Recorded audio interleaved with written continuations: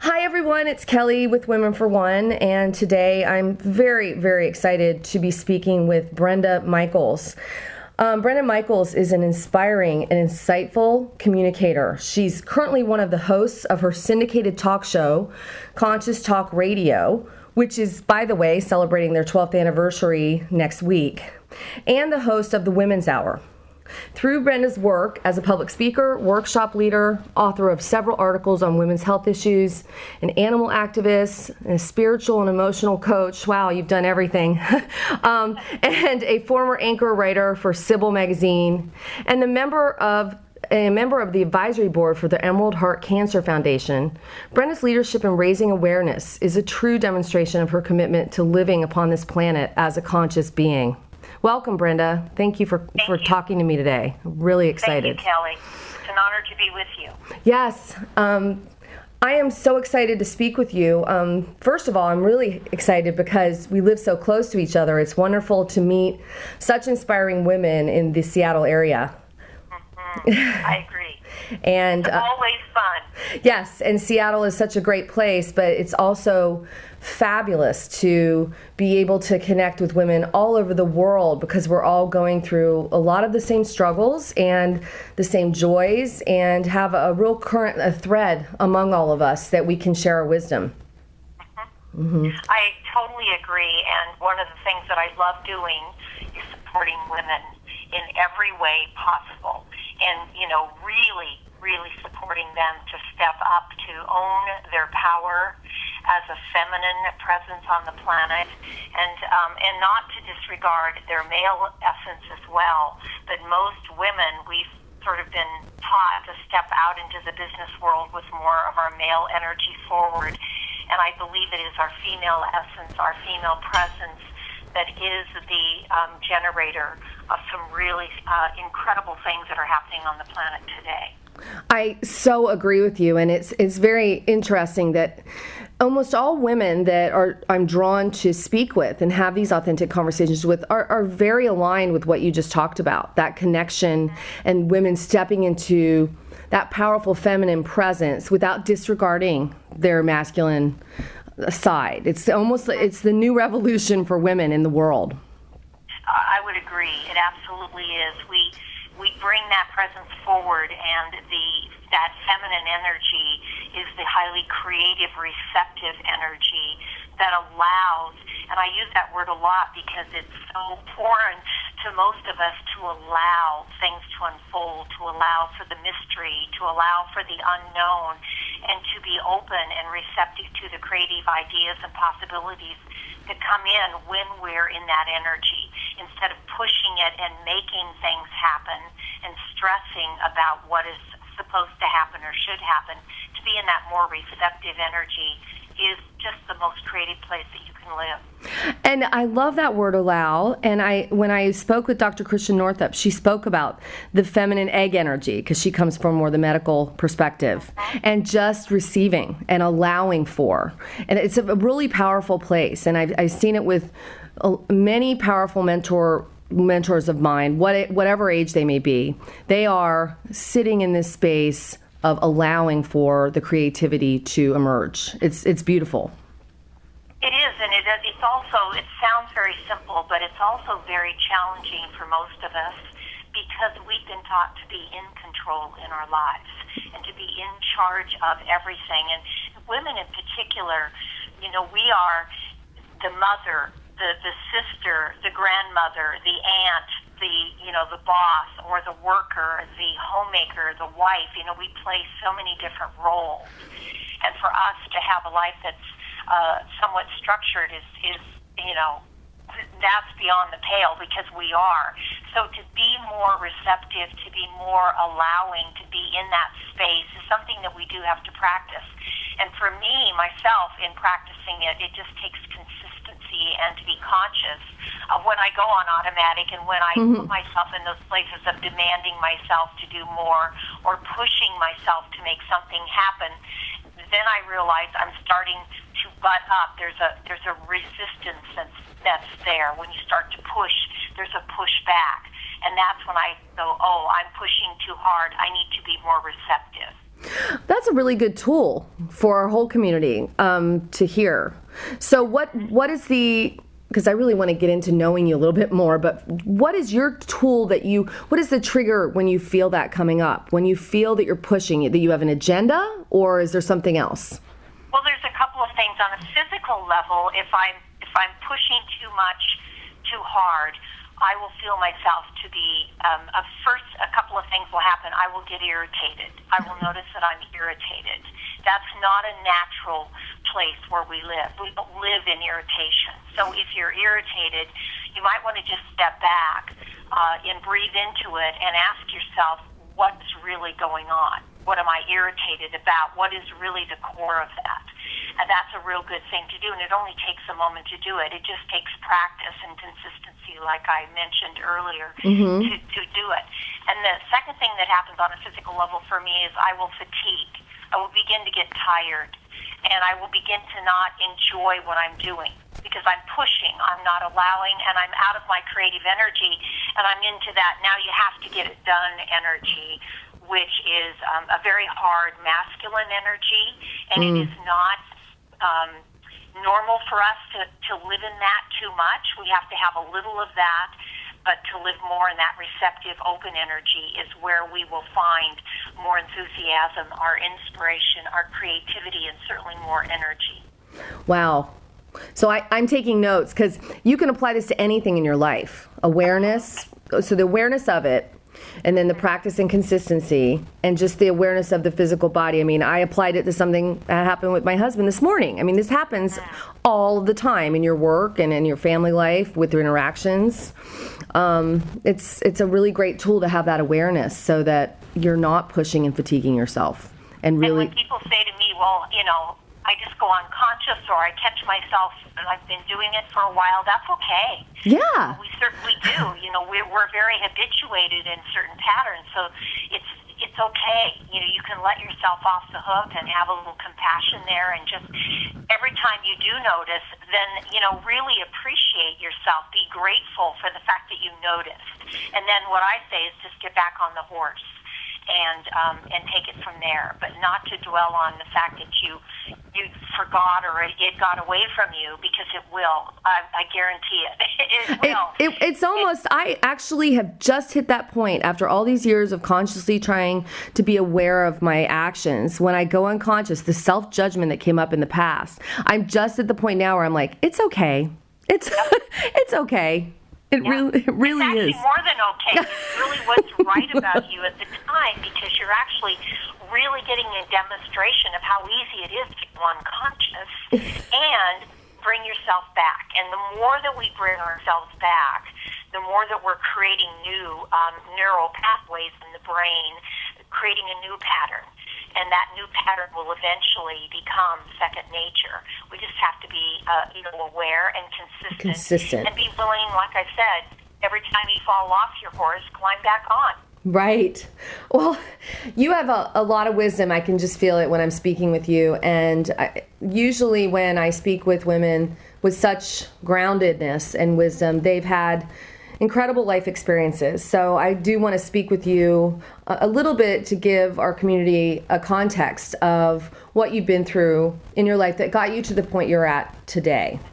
So I understand that while you were pursuing a career, you've done a lot in your life, you put on a lot of different hats, but you were an actress years ago and had a life-threatening experience that changed your life, and what you thought you wanted as a career. Can you tell us about your experience? Well, I had moved to LA actually after living a short time in Seattle, and my career up to that point had been in the mortgage business, and I was a troubled young woman. I was troubled as a child. I was troubled as a young woman. I carried a lot of fear. I carried a lot of anger. I carried a lot of resentment. I came from, and which most of us come from, probably almost everyone comes from dysfunction in a family, and certainly there's different gradations of dysfunction, and I had what I consider a pretty dysfunctional childhood, and a lot of things. I lived in a lot of pain, and that was emotional pain mostly. And I lived with a father who has some incredible, wonderful things about him. A dear, dear, dear man, but who masked a lot of that more vulnerable part of the male side of himself with being the man and the doer, and he was very much into control, and very much, he was the king of his palace, so to speak, the king of the family, and so he ruled that way. He was very, dominating, and both my mother and I learned this particularly from my mother, was to suppress the feminine side, suppress your feelings, suppress what you're really thinking and how you feel. And if you have intuitions, you're really not allowed, that space to be part of that. And so all of that repression in those young years made me very angry and anxious and resentful, and I lived with a lot of emotional pain. And in the process of being in that repressive state over the years and not taking good care of myself and being very driven, by the way.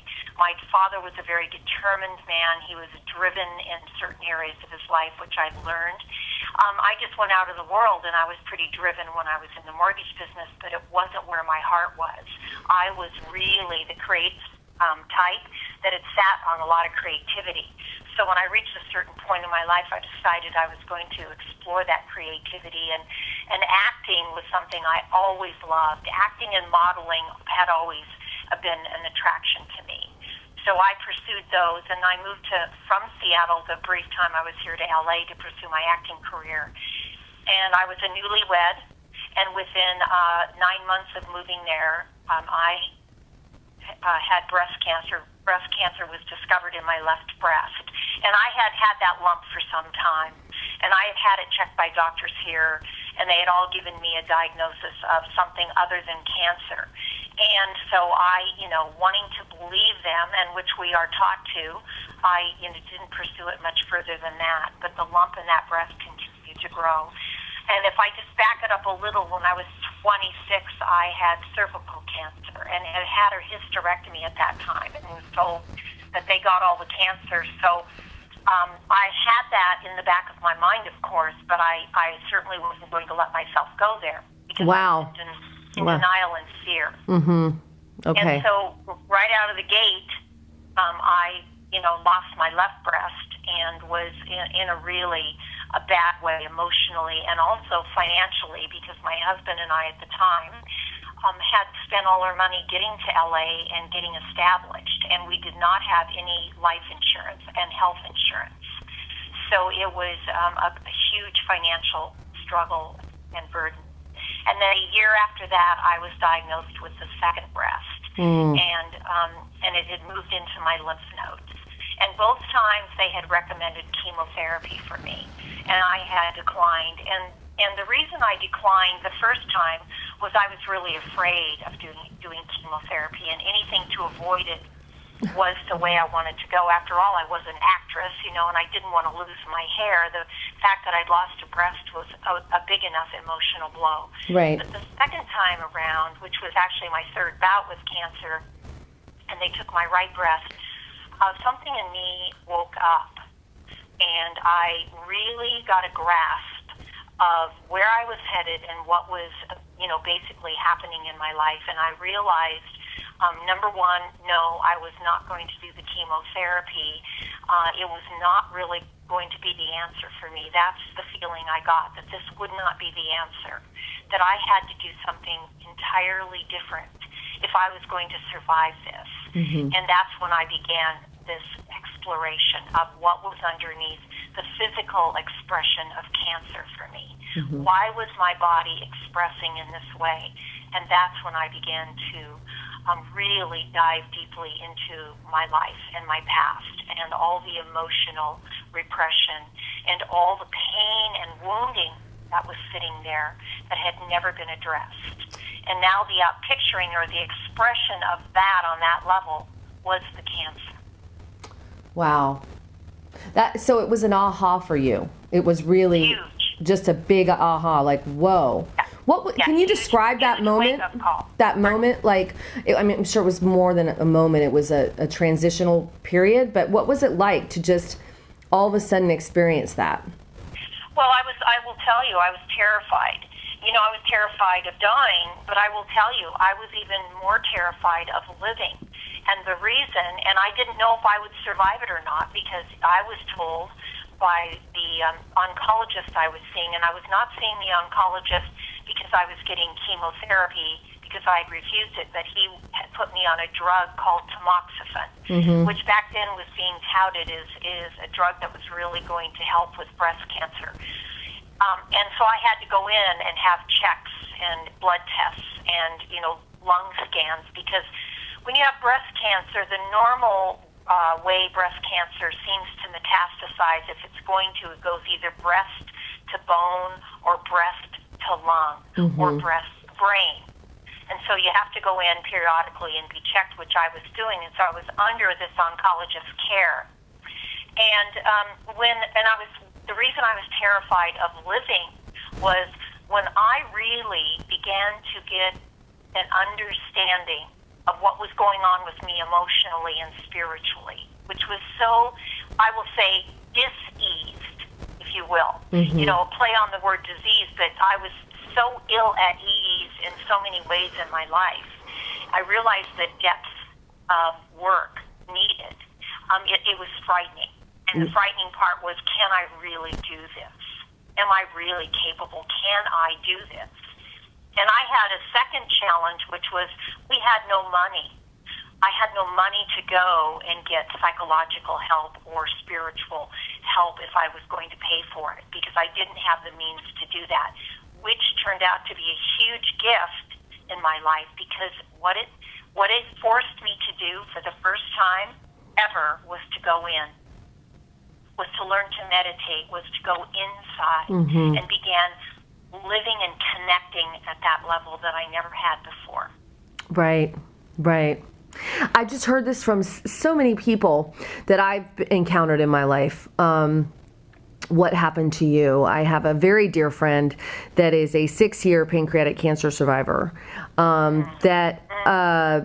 It's beautiful. And she did get her pancreas out, but she has made a choice with her husband from the day she was diagnosed to look inside and to really work on herself and to choose life. And it's just not that simple. It's a daily, she's one of my dearest friends. She talks to me about it. It's still a choice every minute of every day. Absolutely. And I think it is for all of us. We just I think we're more unconscious about that, because if you look at most of the thoughts and beliefs and actions of the greater majority of people, their march toward death is completely speeded up because of the choices they are either making or not making. Mostly, they're not making really clear choices. What they're doing is they're coping with life, and they're pretty much in this survival mode. And I lived that way up until the time I got the third bout of cancer. I lived in that survival place. I was coping. I was surviving. I was doing my best just to get through the day, to get through the next day, to get through the week. I lived for the weekends thinking that was, something that was going to make meaning in my life, and it certainly didn't. So you just kept, I totally get that. You're always looking to the next, goal instead of being in the moment and being, Women for One is all about choice, making a choice to step into what it is that you want to create in your life. Conscious choice. So you're exactly talking about that. Exactly. And sometimes those choices are very, very challenging for us to make, because we haven't had the experience of, we're going to choose X, and X means we really need to step up and stand up and to really own a certain thing about ourselves and about life, and to really be with that without the harsh judgment, to be with it without putting the guilt and shame upon us. So I'm not saying by any means any of those choices are easy to make. It takes a lot of courage to live an engaged life where you're really engaged in your own life from the inside out, and therefore you can be much more engaged in the world. And, I so agree. And I think the woman that is a strong presence in my life that has gone through what you've been through in a similar way and made a conscious choice and still does every day has been such an example to me because, a lot of people think that just making a choice, like, well, I made a choice to be healthy and look at my stuff and, I moved on. It's not like that. And I've been getting that more and more from her. Like when I go through a crisis, I will go to her. And she is like, I call her my lion. She is my courageous lion who has this, it's almost like a samurai. It's having that focus of mind to be conscious with every choice you make in your life. And I feel it in my body when I'm talking about it to you, and it feels like you've experienced that as well, where it's not easy to continue on that path. It's not easy, but I will say it is nothing in life that is totally rewarding, that is amazing, is never guaranteed to be easy.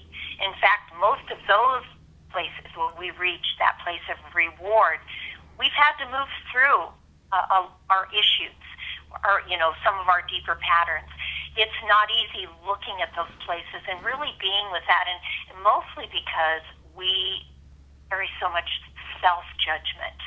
We judge ourselves so harshly, and then we can't really hold the pain of that judgment and the energy of it, so we project. And we project that judgment out into the world. However we do that, we do it all the time. So one of the things that I had to really, really, really practice was compassion and forgiveness for myself and for everyone else. For those that I was so sure that they had wronged me, that it was their fault, that I had nothing to do with it. But what I learned along the way is that whatever I'm involved in, whatever is unfolding in my life, I have had something to do with that in some way. And it may be something I was completely unconscious of, but nonetheless, it's in your life for a reason. There is great purpose to why it's there. Even if it seems like this isn't even a word, but the wrongest thing that can be there, the worst thing that can be there, it's there, and it is serving a purpose. And if we could just step back and shed compassion upon that and what we're going through, and just take those moments, we can begin to see why it's here and what it's trying to teach us, what it's trying to reveal to us. Well, and I feel that that's we can move on. Absolutely, and it's so. I find subscribing to that reality more and more percentages in my life every day as I get reinforced for believing what you're talking about, which is you are creating your own reality. You are a part of it. If it's in your life, it's there for you to learn a lesson. It's so empowering because if you've created this, you can create something else. You can create the growth from it. Absolutely. Absolutely. And that's the power we have. I don't think people understand that the body is a self-healing mechanism, and this isn't from a physical level. The body knows how to heal. What's happened is we've gotten in the way of that. We've gotten in the way with it with beliefs. We've gotten in the way with it with how we think, with our attitudes. We've gotten in the way with medicines, where we think taking a pill is the answer. We've disconnected from the body and from that intelligence part of ourselves that allows that when we give the body what it's asking for, what it needs to thrive. I'm way beyond survival because we're all surviving. That particular consciousness is moving on, and we are stepping into a consciousness. I say from head to heart, and heart allows us to thrive. Well, we can thrive when we give ourselves what we need to thrive, and that means uncovering what we need to uncover to discover what it is we need to give ourselves. Right. Absolutely. And how are you now? Because, according to as I've known, because my dear friend has 6 years, she's been cancer free. And, pancreatic cancer is quite life-threatening. The statistics are not good. I am so amazed. And I'm like, I have goosebumps every time you say that with her. She's an amazing, amazing woman, without a doubt. Yes. To be 6 years. Yes. Past pancreatic cancer is just amazing. And please, give her my love, tell her she's going to be in my prayers, I'm holding her in the light, and for her to teach what she knows, because she's done some amazing things to move there. I'm 26 years past Wow. my original cancer, and the diagnosis from the oncologist when I stepped away was that without chemotherapy, he was giving me at least 5 years to live with it, and he said my best prognosis is within a year you will have metastasized breast cancer, and you won't live much beyond that, or it will make it very, very difficult for you to ever recover. I took that in as the death sentence that he was really pronouncing upon me, and I said to myself, am I going to own that? Yeah, obviously you didn't accept that as a reality, obviously. I didn't. I just said to him, I'm not a statistic. I'm an individual, and I'm really now, my job, my work now is to uncover what is allowing for the expression of cancer in my body. That's now my new job, my new work. And he just shook his head as I walked out of his office. Well, that takes a very strong individual in mind, body, and heart and soul to not accept that reality with the consciousness of our world right now around the medical model.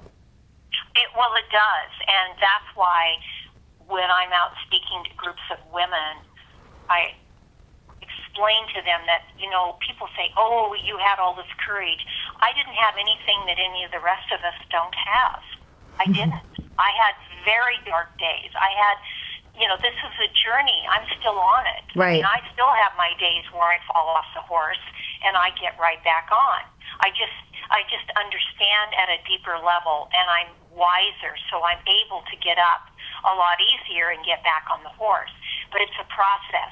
It's really a matter of you choosing, and you said it earlier, Kelly, choosing life.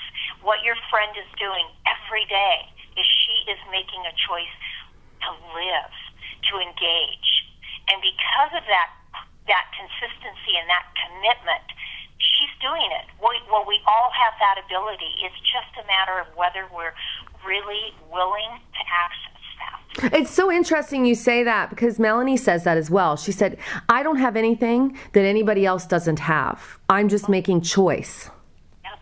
And hearing you say that, committing to that choice. It's one thing to choose something. It's another level another thing to make a deep commitment to it. We have to, it's like having all this knowledge. Rob and I do our radio show 5 days a week, and we interviewed some of the most amazing individuals. I'm always blown away by the books I'm reading and the people that we're talking to. We're both learning constantly. Mm-hmm. But one thing that we're committed to is to grow, to stretch, to learn every day, to be open to that. And that's a deep commitment. When you make your commitments, when you learn something, it's not enough just to have the knowledge. You have to act on it in some way in your life. When you act on it by committing to it, by living it, it makes all the difference in the world. It changes everything. The old 80s was, a lot of people talk the talk. yes.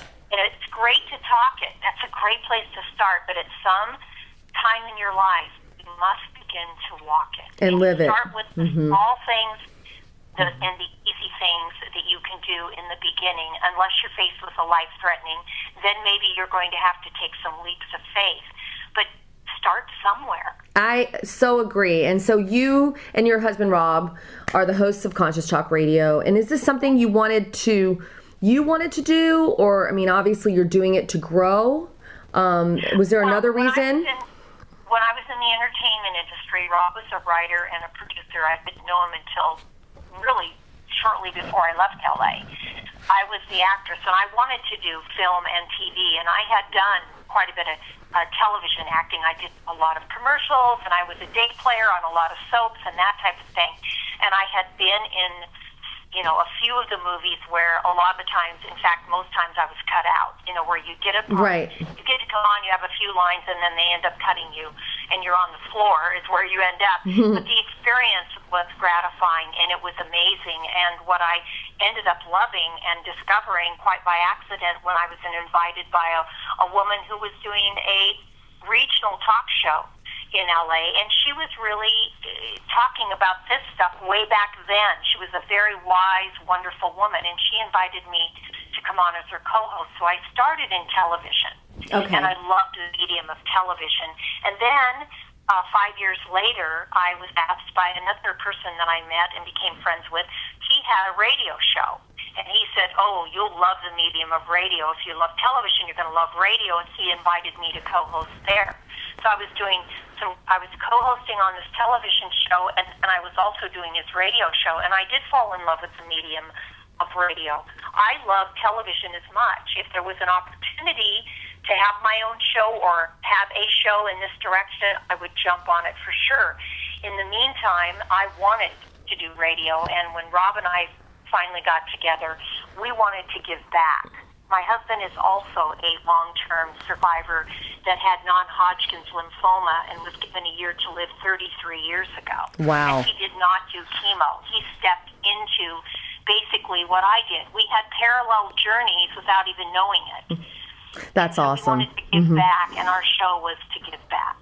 That's fabulous. That's well, and Conscious Talk, I will, when our interview is on our site and on YouTube, you can go to my site and find out how to get to Conscious Talk Radio, so you can listen all the time as well. And also, I'd love to speak with you. You've written a book about your experience with cancer that's about to be published. Can you tell us a bit about that? And I'll have that on my site as well. I just secured a publisher just this last week, as a matter of fact, signed the contract. And I don't know what the title is going to be ultimately. The working title has been The Gift of Cancer, Awakening the Healer Within, but I know that's going to change, but that has been the working title. I don't know what the title is going to be. And when you sign a contract with a publisher, they have 18 months to publish. Oh. So my book is either going to be out in the fall of next year or the winter of 2015. Okay. Yeah. Wow, that's great. But, we'll definitely eagerly await that book, because I think there are a lot of books out there for helping people go through cancer, but you have such a unique perspective and empowering perspective on this journey that you've had.